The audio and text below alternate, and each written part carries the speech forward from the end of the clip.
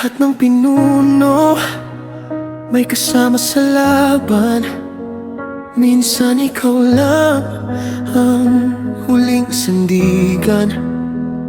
Sa gitna ng ingay at dami ng kalaban, may kapatirang dahilan kung bakit ka lumalaban.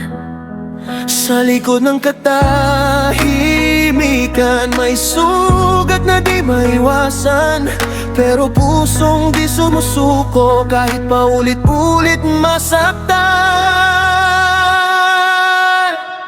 Ako ang nauna kahit ako'y napagod sa bigat ng tungkulin, kahit hirap ng umusad. Oras at buhay buong sarili inialay para sa kapatirang sa'kin ay umaasang tunay. Hindi palakpak ang lagi kong naririnig, kundi batikos na puso'y pilit na pinipilipit. Ngunit sa bawat sugat na aking dinadala, mas pinipiling tumayo kaysa tuluyang mawala. Kapag ako'y nanghina, sino ang sasalo? Kapag ako'y bumitaw, saan sila tatakbo? Kahit ako'y mapagod, kahit ako'y madurog, kapatiran ng lakas, kaya ako'y usad at susulong. Hindi ako susuko, hindi ako bibitaw, kahit ako'y mag-isa. Hindi ako lilisan sa bawat laban. Kapatid ko ang dahilan para sa kapatiran. Ako ang sandigan. May mga gabing ako lang ang gising, niisip kong sapat pa ang lakas na aangkinin. Mga tanong at duda na bumabalot sa isip, pero kailangan kong tumayo kahit ako'y napupunit. Sarili hindi ko pwedeng unahin, dahil may mga matang sa akin ay nakatingin. Kahit sugatan at hirap ng huminga, pinipili kong lumaban para sa kanila. Hindi nila alam ang sakit sa likod ng tapang.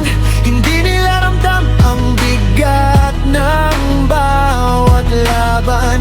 Sa bawat patak ng dugong aking ibinibigay, kapatiran ang dahilan kung bakit ako'y lumalaban.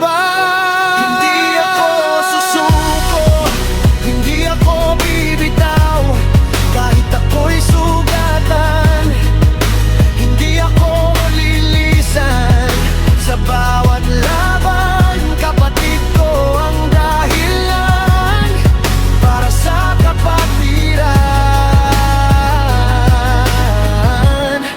Ako ang sandigan.